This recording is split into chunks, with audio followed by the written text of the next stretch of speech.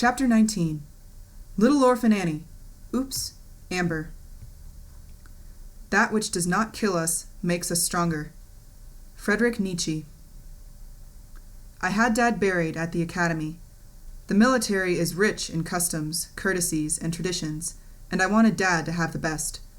It was a gorgeous ceremony at the cathedral. The gorgeous aluminum, glass, and steel church structure peaks at 150 feet into the sky. 6 sharply dressed officers were Dad's pallbearers. He received a 9-gun salute.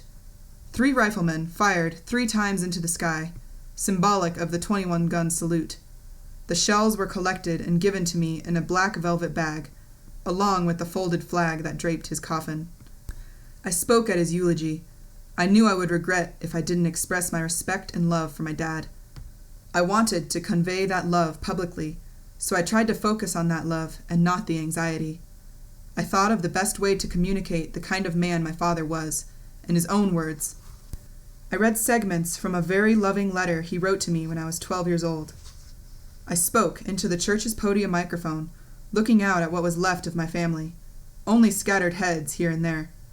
The church was so vast, and I felt so small. I began in a wobbly voice. There's a saying from a song in an old movie called The Sound of Music. My voice grew weaker. It's called, I Must Have Done Something Good. Your mother and I sing that song in our hearts every time we think of Amber, our beautiful daughter. The words touched my heart as much as they had when I first read them as a preteen. My throat tightened, and the whimpering muffled my voice. I finally broke down in tears. Unexpectedly, Gappa stood up from the front pew, and our eyes met. I felt calmer immediately.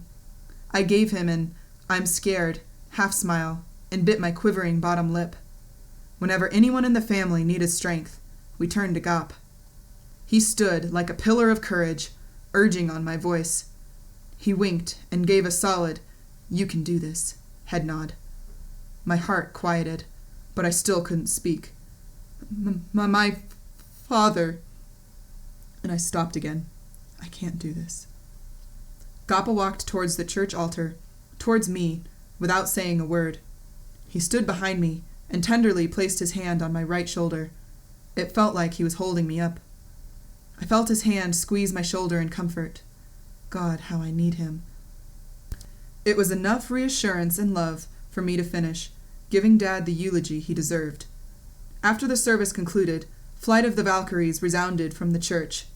I'm sure Dad was in front, conducting away. Despite this reverential dedication, I felt utter pain inside. Why does death happen so much around me? A non-stop gamut of death surround me. Will it ever end? I had just become an orphan at 25 years old. My father, who gave me so many happy memories, had now become a memory. Indubitably, as usual, I didn't have time to mourn. I had already sent out 200 wedding invitations to everyone we knew. I was supposed to get our marriage blessed with all our family and friends in 29 days. My heart was pudding, yet I had planned the largest and greatest party of our lives.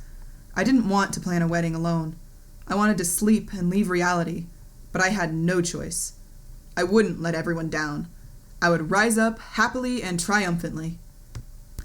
Our unplanned hospital marriage was the greatest day of my life, but it obviously wasn't the wedding date we had already chosen and mailed invitations out to all our family and friends.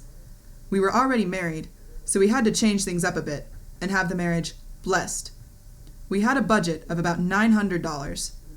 We were to be wed in a semi-formal Episcopal ceremony. How can I possibly get this together? Get myself together? Sink or swim. Gappa walked me down the aisle with pride, but I was the one who felt so special to have him on my arm. We had the celebration of a lifetime at our marriage blessing.